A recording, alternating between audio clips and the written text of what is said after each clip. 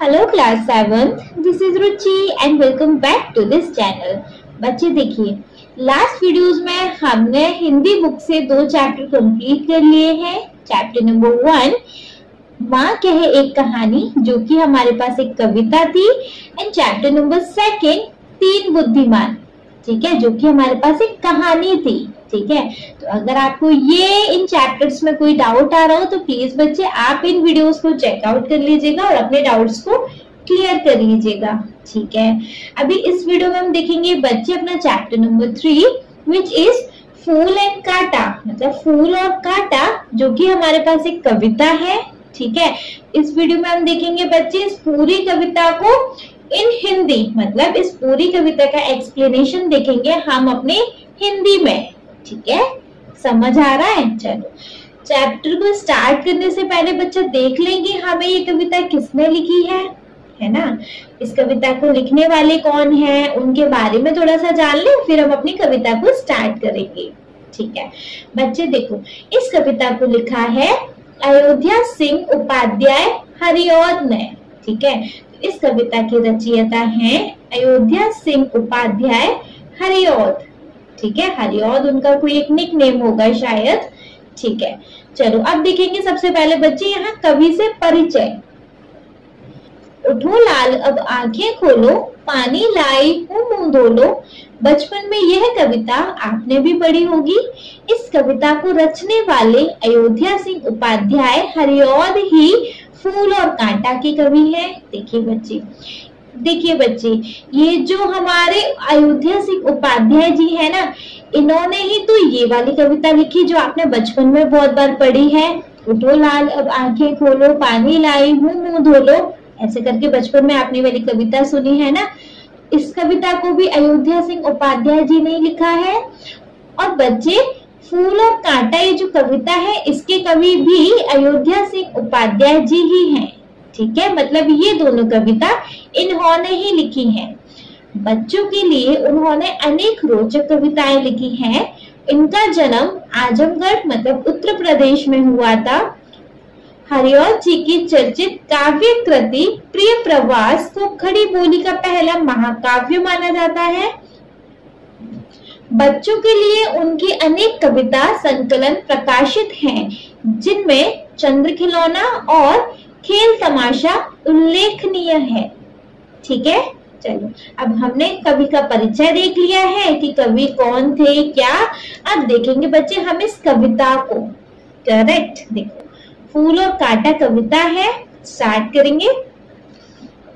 है जन्म लेते जगह में एक ही पौधा उन्हें है पालता।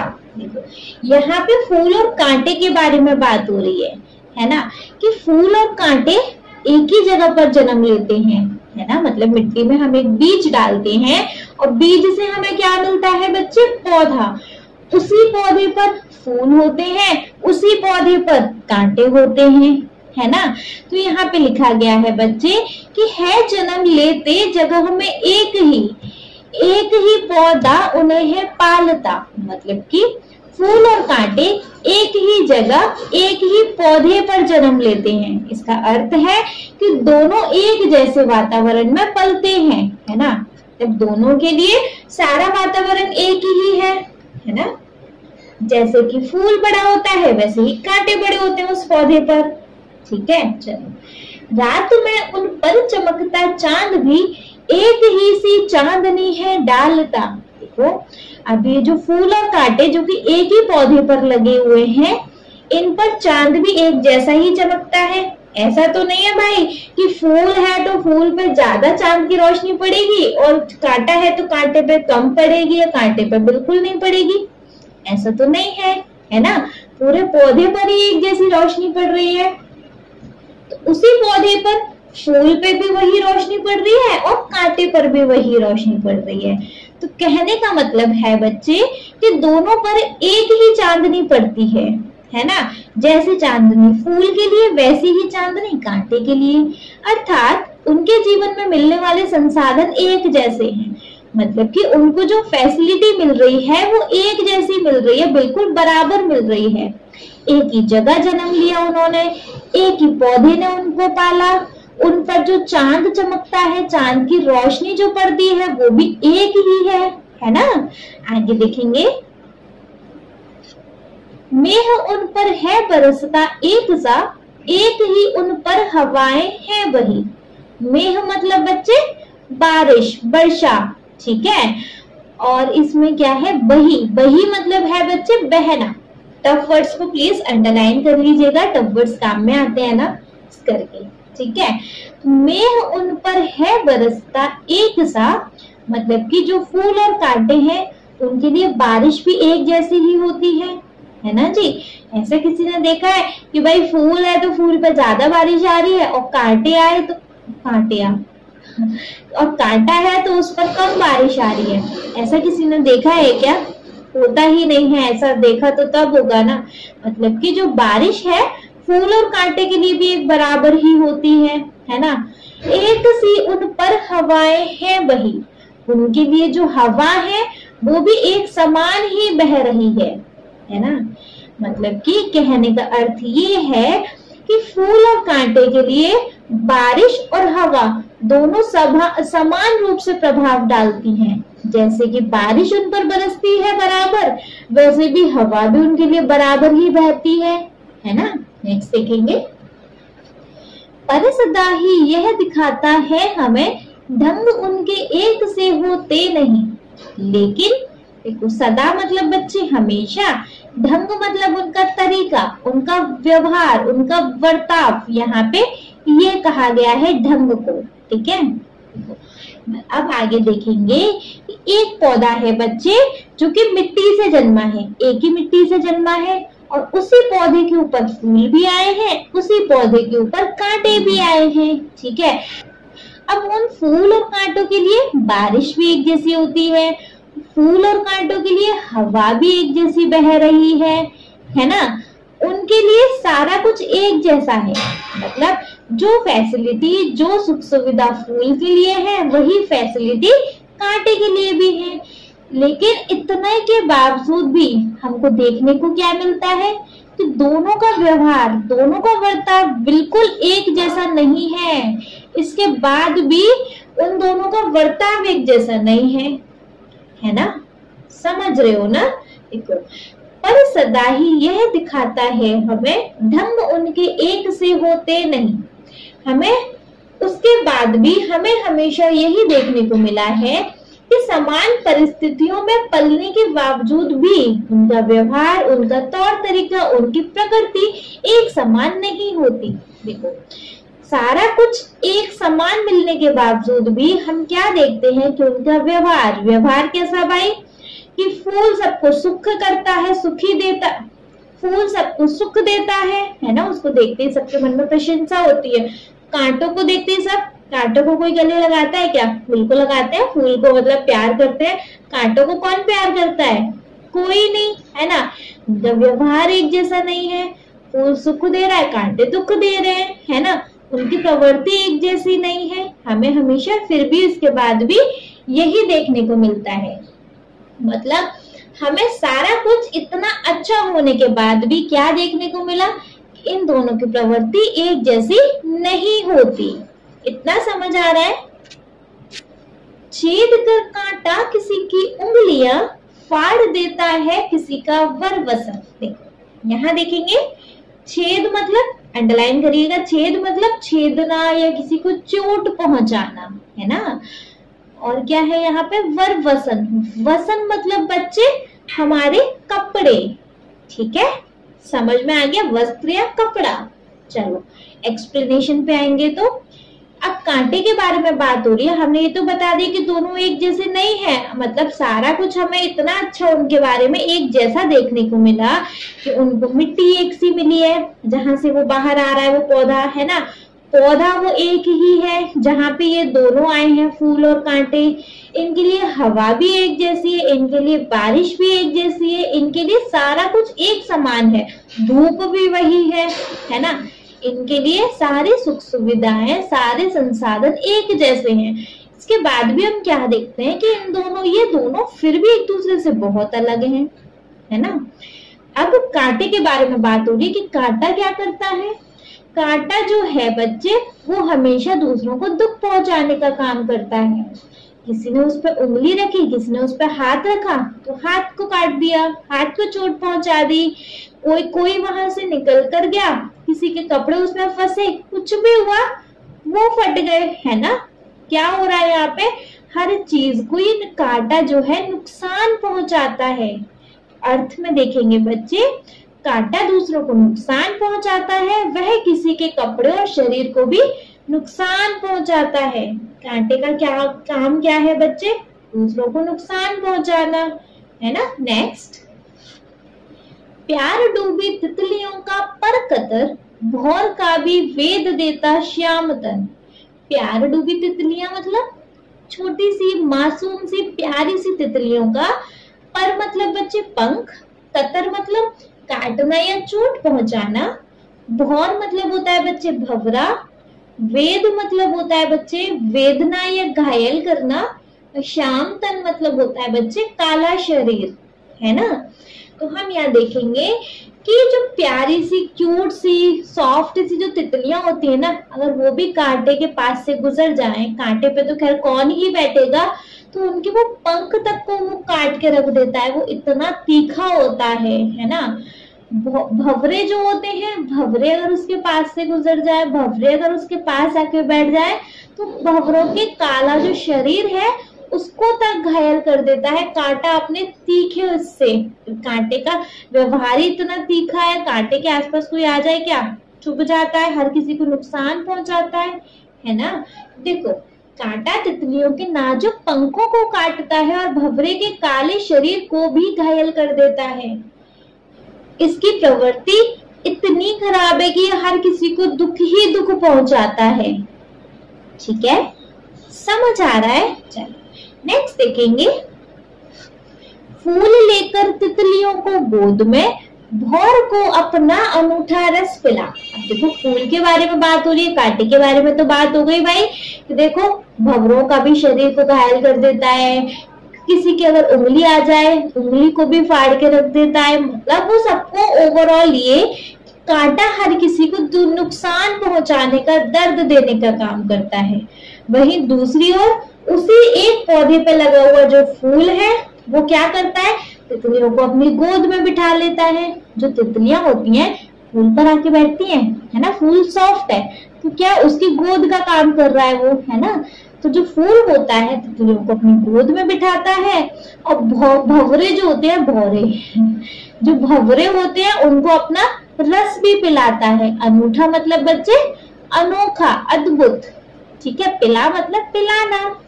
ठीक है जी। चलो अर्थ में देखेंगे, इसके विपरीत फूल प्रेम से भरे हुए होते हैं, मतलब जो कांटे होते हैं दर्द से भरे हैं, नुकसान से भरे हैं। वैसे ही फूल हमारे उसके विपरीत अगर हम देखें, उसके उल्टे अगर हम देखें, फूल प्रेम से भरे हुए होते हैं। वे तितलियों को अपने पास बुलाते हैं और भौरों को मधुर रस पिलाते हैं। ठीक है, नेक्स्ट सीखेंगे। अच्छी लग रही है ना बच्चे, कहानी समझ आ रही है ना। चलो, निज सुगंधो ओ निराले रंग से, है सदा देता कली की जी खिला। देखो, अब क्या, निज मतलब बच्चे अपना, खुद का, है ना। सुगंध मतलब खुशबू, और मतलब होता है और, निराले मतलब अनोखे। ठीक है, और क्या है, कली मतलब अंकुर, अंकुर बीज जो होते हैं ना फूल के अंदर। और क्या है इसमें, सदा मतलब होता है हमेशा। रिपीट करूं, निज मतलब अपना, सुगंध मतलब अंडरलाइन करके नोट डाउन कर लीजिएगा। सुगंध मतलब होता है बच्चे खुशबू, ओ मतलब और, निराले मतलब अनोखे, सदा मतलब हमेशा, कली मतलब अंकुर। क्लियर। तो फूल अपनी खुशबू और सुंदर रंगों से मन को प्रसन्न करता है और वातावरण को क्या करता है बच्चे, आनंदित करता है। आप कोई फूल देखोगे, आपके चेहरे पे एक अलग से मुस्कुराहट आ जाएगी, है ना, आप उसके पास जाना चाहोगे। लेकिन अगर कांटा देखोगे तो आपके वो जो हैप्पीनेस वाले एक्सप्रेशन थे ना, तब जो खुश हो रहे थे ना कांटे को देख के, वो खुशी पता नहीं कहाँ चली जाएगी और आप कांटे के पास जाओगे क्या, कतई भी नहीं जाओगे।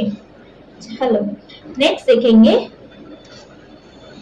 है खटकता एक सबकी आंख में, दूसरा है सोहता सुर शीश पर। देखिए जी, खटकना मतलब आंखों निभाना, मतलब चुभना आंखों में। कहते हैं ना, तू मेरी आंखों खटकता है, मतलब तू मुझे बर्दाश्त ही नहीं है, लाइक ऐसा।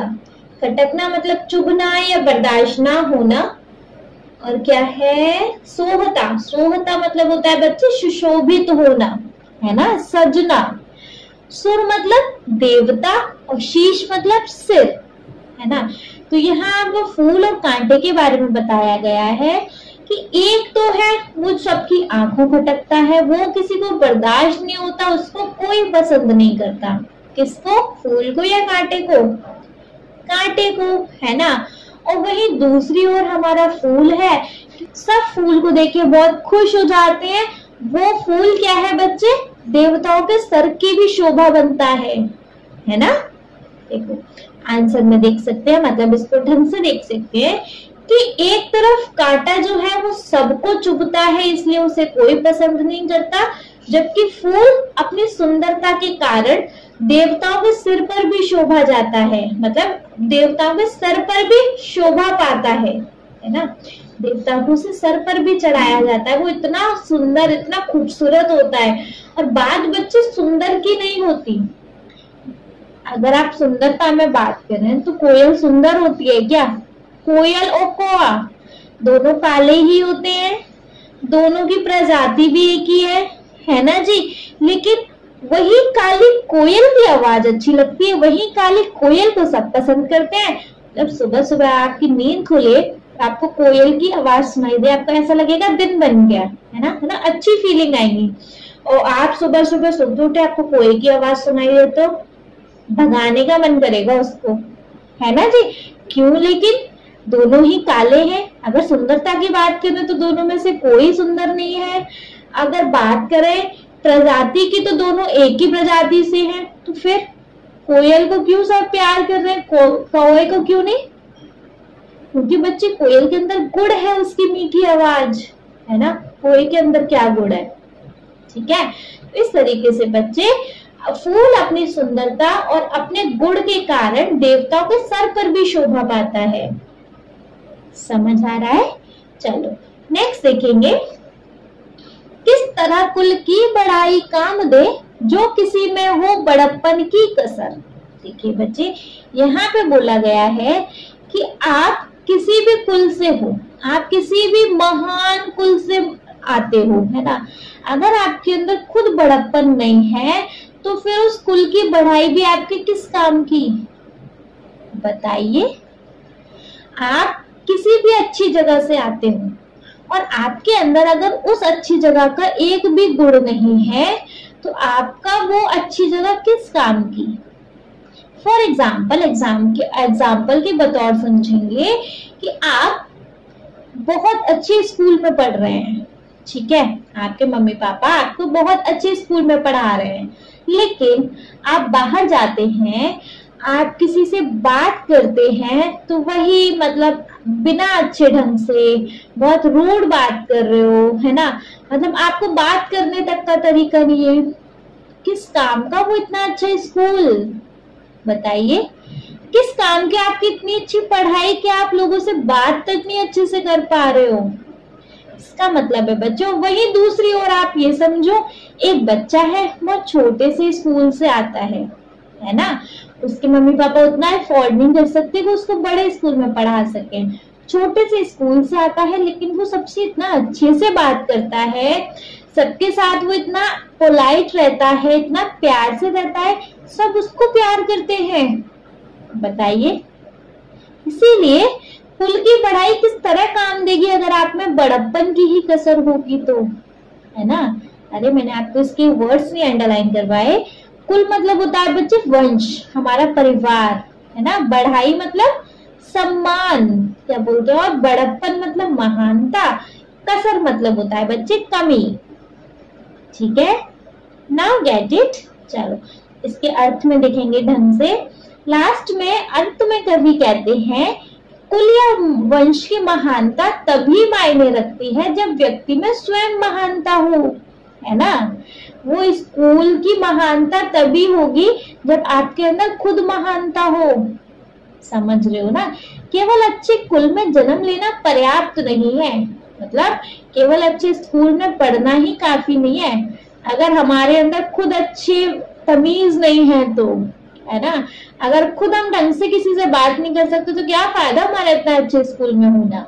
इसीलिए अंत में तभी कहते हैं कि कुल या वंश की महानता तभी मायने रखती है जब व्यक्ति में स्वयं महानता हो, खुद में महानता हो। केवल अच्छे कुल में जन्म लेना पर्याप्त नहीं है। यदि व्यक्ति के अंदर अच्छे गुण नहीं है, सिर्फ अच्छे कुल में जन्म लेने से कोई महान नहीं बनता। समझ रहे हो? कोई अच्छी जगह हम आ गए इसका मतलब ये नहीं है कि हमारे अंदर बहुत तमीज आ गई है, कुछ भी बात करने का ढंग नहीं है, लेकिन हम बहुत अच्छे स्कूल से पढ़ के आ रहे हैं जी। क्या फायदा फिर इतने अच्छे स्कूल में पढ़ने का जब अपने को बात करने का ही ढंग नहीं है तो, है ना? तो देखो बच्चे, इन सारी लाइंस में यही था। एक बार हम रिवाइज जरूर करेंगे। है जन्म लेते जगह में एक ही पौधा उन्हें है पालता। तो फूल और कांटे एक ही जगह पर जन्म लेते हैं और एक ही पौधा उनको पालता है, मतलब एक ही पौधे पे वो दोनों होते हैं। रात में उन पर चमकता चांद भी एक ही सी चांदनी है डालता। फूल और कांटे पर चांद भी एक जैसा ही चमकता है और चांद की चांदनी भी उन दोनों पर एक जैसा ही प्रभाव डालती है ना? मेह उन पर है बरसता एक सी उन पर हवाएं हैं बही। उनके ऊपर बारिश भी एक जैसी होती है, उनके ऊपर हवाएं भी एक जैसी बहती है, पर सदा ही यह दिखाता है हमें ढंग उनके एक से होते नहीं। लेकिन सब कुछ समानता में होने के बावजूद भी हमें लास्ट में क्या दिखता है कि वो, मतलब उनके पास सारी फैसिलिटी बराबर थी, उनके पास सारे सुख संसाधन बराबर के थे, उसके बावजूद भी वो दोनों एक जैसे नहीं है ना? रंग रूप में ना हो चलेगा, गुण में तो होने चाहिए ना। ठीक है, नेक्स्ट देखेंगे। छेद कर कांटा किसी की उंगलियां फाड़ देता है किसी का वर बदन। प्यार डूबी तितलियों का पर कतर भौर का है वेद देता श्याम तन। देखो जो कांटा है, कांटा क्या, जो किसी की अगर उस पर उंगली आ जाए तो उंगली को चुभ जाता है, किसी के कपड़े आ जाए, किसी के वस्त्र तक को नहीं छोड़ता। अगर प्यारी सी छोटी सी मासूम सी तितलियां आ जाए, उन तक के पंखों को तोड़ देता है वो कांटा, नुकसान पहुंचा देता है उनके पंखों को। और जो भंवरे होते हैं, उनका जो काला शरीर होता है, वो उस तक को घायल कर देता है ना? फूल लेकर तितलियों को गोद में भौर को अपना अनूठा रिस पिला। निज सुगंधों ओ निराले रंग से है सदा देता कलीजी की खिला। सॉरी, देखो अब वहीं दूसरी ओर बच्चे, जो फूल है वो उन्हीं तितलियों को अपनी गोद में बिठाता है ना? उन्हीं भंवरों को अपना अद्भुत अनोखा रस पिलाता है। निज सुगंधों ओ निराले रंग से है सदा देता कलीजी की खिला। वो अपनी सुगंध से, अपने निराले रंगों से सबका मन को हर्षाता है, सबके सारे वातावरण को आनंदित कर देता है। ठीक है खटकता एक सबकी आंख में, दूसरा है सोहता सुरशीश पर। मतलब कि अब देखो, अब क्योंकि एक नुकसान पहुंचा रहा तो उसे कोई प्यार नहीं कर रहा, उसको कोई पसंद नहीं कर रहा, और दूसरा सबको इतने अच्छे से अपने पास बुला रहा है, इतने अच्छे से सबका मन मोह रहा है, उसको सब पसंद कर रहे हैं, है ना? इसलिए जो कांटा होता है वो सबकी आंखों चुभता है, और दूसरी ओर हमारा जो फूल है वो सबको इतना प्रिय है क्योंकि उसके गुण इतने अच्छे हैं कि वो सबको इतना प्रिय है कि वो देवता के सिर की भी शोभा बनता है ना? किस तरह कुल की बड़ाई काम दे, जो किसी में हो बड़प्पन की कसर। अब देखिए बच्चे, कुल की भी महानता किस काम की, अगर हम में ही बड़प्पन न हो तो, है ना? हम बहुत अच्छे घर से आते हैं, हमारे घर में सब लोग बहुत अच्छे से बोलते हैं, हमें परवरिश अच्छी दी गई है, लेकिन उसके बाद भी अगर हम ही ढंग से ना बोले, क्या फायदा फिर उनकी हर एक चीज का। इससे अच्छा तो हमारे लिए वो कोई एफर्ट ही ना करे, है ना। समझ में आ रहा है? ठीक है, तो हमें इस कहानी से बच्चे क्या सीख मिलती है? देखो, यह कविता सिखाती है कि जन्म या परिवेश नहीं बल्कि आचरण और स्वभाव ही व्यक्ति को महान बनाते हैं, है ना। मतलब कि हम कहाँ जन्मे हैं, हम कहाँ से आए हैं, ये चीज हमें महान नहीं बनाती। हमें महान क्या बनाता है? हमारे खुद के गुण, हमारे खुद के आचरण, ये हमें महान बनाते हैं। फूल और कांटे एक ही स्थान पर पलते हैं, फिर भी उनके स्वभाव में जमीन आसमान का अंतर है या नहीं? ठीक वैसे ही जैसे मनुष्य का मूल उसके कर्मों और व्यवहारों से आंका जाना चाहिए, न कि उसके कुल से, ऐसे ही जो मनुष्य है, मनुष्य का जो मूल्य है कि मनुष्य इतना अच्छा है बुरा है, उसको ऐसे नहीं देखना चाहिए, अच्छा पैसे वाले घर से आया, अच्छा गरीब घर से आया, अच्छा सुंदर है, अच्छा सुंदर नहीं है। इससे हम मनुष्य को आंकने की जगह किससे आंके? उसके कर्मों से, वो कितना अच्छा इंसान है, उसके व्यवहार कैसे हैं, वो मतलब सब लोगों के लिए कितना अच्छा कर रहा है या बुरा कर रहा है, उससे हमें मनुष्य के मूल्य को आंकना चाहिए। ठीक है, समझ में आई बच्चे? उम्मीद करो आपको बहुत अच्छे से समझ आई होगी ये कहानी। समझ आई हो तो बच्चे देखो, बस इस वीडियो में हम इसका एक्सप्लेनेशन देखेंगे एंड नेक्स्ट वीडियो में देखेंगे बच्चे हम इसकी कंप्लीट एक्सरसाइज। ओके, वीडियो पसंद आया हो तो बच्चे एक लाइक कर दीजिएगा, चैनल को सब्सक्राइब तो जरूर ही करेंगे और आपके जिन फ्रेंड्स के लिए ये वीडियो हेल्पफुल होता है उनको इस वीडियो को उठा के शेयर करिएगा। ओके जी, थैंक यू सो मच।